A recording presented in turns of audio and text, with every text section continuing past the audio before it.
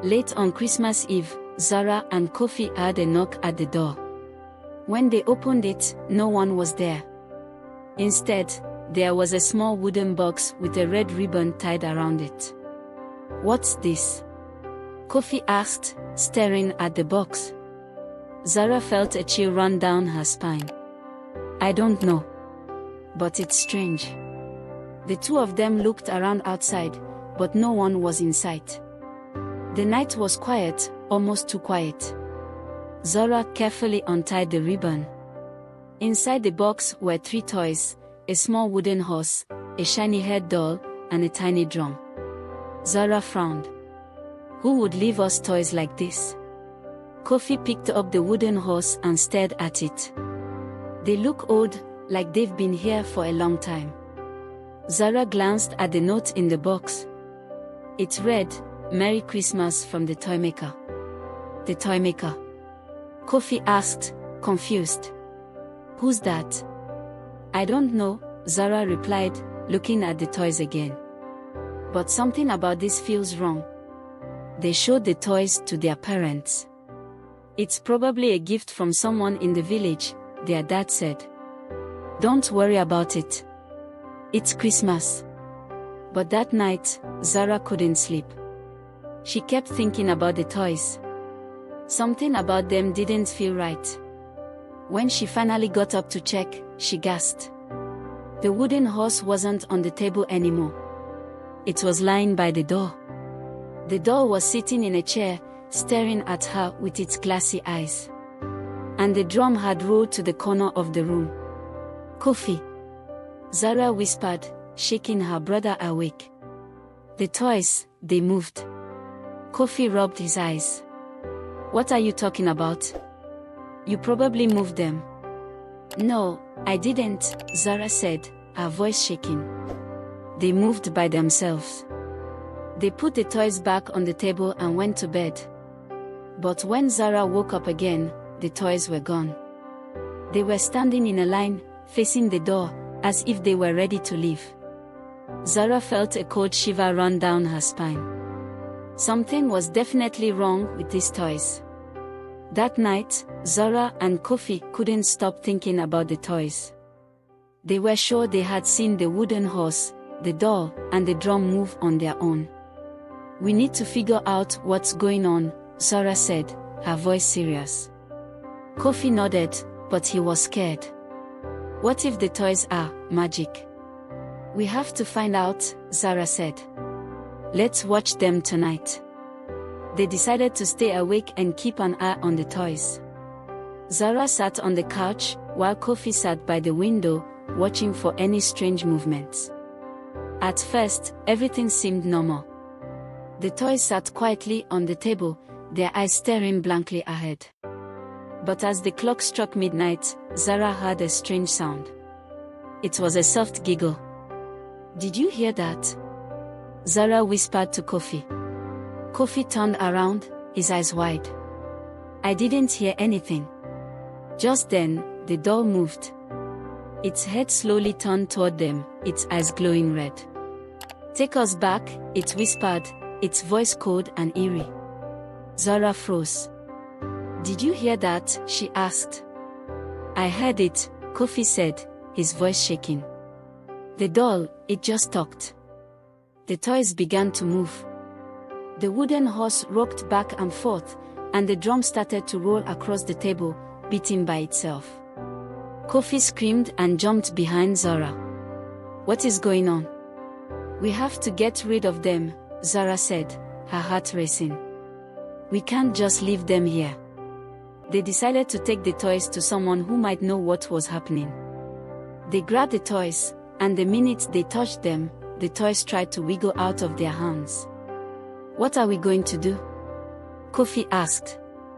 "We'll go to Asha," Zara said, determined. "She knows everything." The toys were shaking in Zara's arms. The doll was twitching, and the drum was beating softly. Kofi looked at the toys and then back at Zara, his face pale. "We have to get them out of here," Zara said, her voice shaking. "Asha will know what to do." Zara and Kofi grabbed their coats and slipped out the door into the cold night. The village was quiet, with only the sound of the wind rustling through the trees. They didn't know exactly where Asha lived, but they had to find her. The toys still wiggled in their arms, like they were trying to escape. The wooden horse kicked at Kofi's hand, and the doll's head turned to face them again, its eyes glowing in the darkness. "Do you think Asha will believe us?" Kofi asked, his voice nervous. "I hope so," Zara said. "We have to try." They walked quickly through the village and toward the forest. The trees were tall and dark, their branches twisting like arms reaching out. The air felt colder here, and the only light came from the stars above. Suddenly, the sack Zara was carrying began to move. The toys were stirring inside. Zara looked inside. "They are fighting to get out," she gasped. The drum started to roll across the bag, and the wooden horse kicked its way out. The doll began to twist and turn as if it was alive. "They are going crazy," Kofi shouted. Zara's heart raced as the toys seemed to take control. They were no longer just things. They were something more, something powerful and frightening. "Keep walking," Zara cried. Finally, after what felt like forever, they reached the edge of the forest. In front of them stood a small hut made of stone. The door was cracked open. Zara knocked loudly. Asha answered the door. Her face softened when she saw them, but her eyes widened when she saw the toys. "You found them," Asha said. "And you brought them here?" Zara nodded. "We don't know what's happening. What do we do?" The moment Asha saw the toys, her face turned serious. She stepped back, her eyes full of worry. "You've brought them here, but now you must be careful," Asha warned. "These toys are not just toys. They are cursed." Zara and Kofi stood still, shocked. "Cursed?" Kofi whispered. "What does that mean?" Asha nodded slowly. "Long ago, a toymaker became very angry. He wanted to create toys that could think and move, but something went wrong. The toys became evil and cursed anyone who touched them." Zara looked at the toys in her hands. The doll's eyes glowed red again, and the wooden horse started kicking against her arm. "We need to get rid of them, Asha," Zara said quickly. "They won't stop moving. They keep talking and trying to escape." Asha nodded and moved to her shelf of herbs. "I can help, but you must be brave. The toys may try to stop us." As Asha took out a jar of herbs, the toys began to move even more. The drum started to beat louder, and the wooden horse jumped out of Zara's arms, running toward the door. "No!" Kofi cried, reaching for the horse. But the horse kicked his hand away, harder than before. Asha stepped forward. "Stay back. The toys are trying to fight us. They don't want to be stopped." The doll hissed, and its head turned toward Asha. "You cannot stop us," the doll whispered. "We will never leave." Zara and Kofi backed away, terrified. "What do we do now?" Zara asked, her voice shaking. Asha grabbed a small knife from the table. "We must return them to the Toymaker's workshop. Only there can the curse be broken." "But the forest is dark and scary," Kofi said. "How will we make it through with these toys fighting us?" Asha's eyes were filled with determination. "We must go now, before it's too late." As Zara and Kofi followed Asha through the dark forest, the toys grew more restless. The drum kept beating, the horse kept kicking, and the doll's eyes glowed brightly in the night.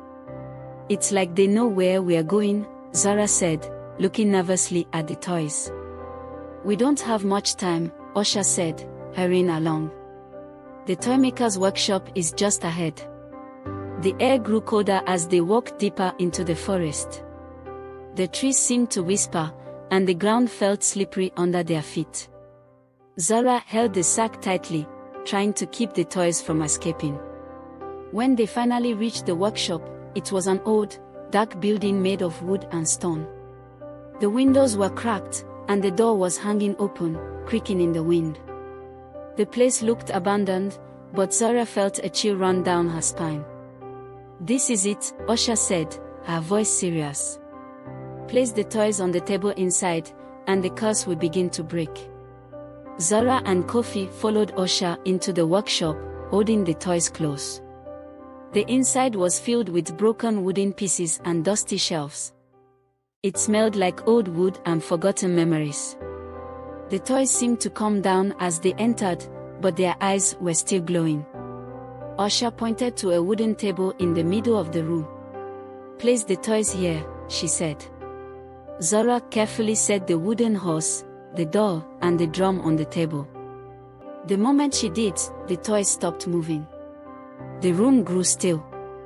But then, a soft voice whispered from behind them. "You shouldn't have come." Zara and Kofi turned quickly, but there was no one there. A cold wind blew through the room, making the candles flicker. Asha stepped forward. "The Toymaker is here," she said quietly. "We must finish this." The wind howled through the workshop, and Zara's heart raced. The voice that whispered, "You shouldn't have come," sent shivers down her spine. "Who's there?" Kofi asked, his voice trembling. There was no answer, just the sound of the wind and the creak of the old wood. The toys on the table sat perfectly still now, but their eyes still glowed with a strange, red light. Zara looked at Asha, but she seemed calm, even though Zara felt scared. Asha whispered, "The Toymaker is trapped here, bound to the toys he created. We must break the curse by returning them to where it all started." Suddenly, the toys began to move again. The doll's head twisted, the wooden horse rocked back and forth, and the drum started to beat softly. The voice from behind them spoke once more, but this time it was louder and clearer. "You cannot stop me," the voice said. "I made these toys. They are mine. You should not have come." Zara felt the ground shake beneath her feet. The toys were coming to life again, and they seemed angrier than before. Asha stepped forward, her eyes filled with determination. "We are here to end this curse, Toymaker. You have caused enough trouble." The voice laughed, but it sounded hollow and sad. "You don't understand. I created the toys to give children joy. But the curse, it was not my choice. It was the magic that went wrong." Zara and Kofi looked at each other, confused. "So, the Toymaker didn't mean to make the toys evil?" Zara asked. "No," Asha said softly. "But to stop it, we must return the toys to where they came from." The wind picked up, and the workshop door slammed shut. The Toymaker was near. They had no choice but to face him.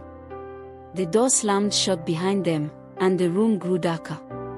Zara felt a chill run through her as the toys started to shake again. The voice of the Toymaker was louder now, echoing around the room. "You cannot stop what's been done," the Toymaker said. "The curse will never end." Zara's heart raced, but she didn't give up. "We can stop it," she said, her voice shaking but strong. "We have to break the curse." Asha stepped forward, holding out her hand. "We need to return the toys to the place where they were made. Only then will the curse be lifted." Zara carefully picked up the doll, and Kofi grabbed the wooden horse. The drum, though still beating softly, seemed calmer now. Together, they walked toward the back of the workshop, where a wooden door stood, half hidden in shadows. "This is where the Toymaker walked," Asha said. "It's the only way." They opened the door and stepped into a small room. It was filled with broken toys and scraps of wood. The air felt heavy, as if something was watching them. At the center of the room was an old wooden workbench, covered in dust. Zara placed the toys on the workbench. As soon as they did, a loud bang echoed through the room. The toys stopped moving. The air grew still. The curse is breaking, Asha whispered. Now, we must leave before it is too late. The toys began to glow brighter, but instead of being evil, the light felt warm and kind. Zara, Kofi, and Asha hurried out of the workshop as the toys slowly stopped glowing. When they stepped outside, the wind had calmed, and the night felt peaceful again. The curse was finally broken. As they walked back home, Zara smiled at Kofi. It's over. The toys are free. And from that moment on, the toys were no longer cursed. They brought joy and happiness to the village, just as the Toymaker had always wanted.